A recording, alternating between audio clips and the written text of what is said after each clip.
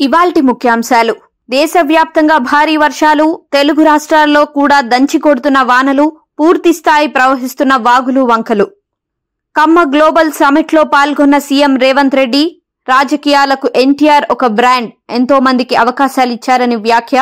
కమ్మ అంటేనే కష్టపడే గుణం ఉన్నవారు, అమ్మలాంటి ఆప్యాయత కలిగిన వారని రేవంత్ అన్నారు.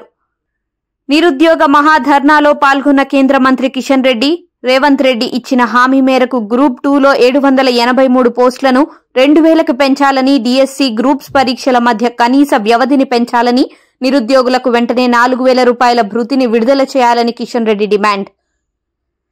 గవర్నర్ను కలిసిన బీఆర్ఎస్ నేతల బృందం, గవర్నర్ను కలిసిన కేటీఆర్, హరీష్ రావు, బీఆర్ఎస్ ఎమ్మెల్యేలు. పార్టీ ఫిరాయింపులు, నిరుద్యోగుల అంశంపై గవర్నర్కు వినతి పత్రం.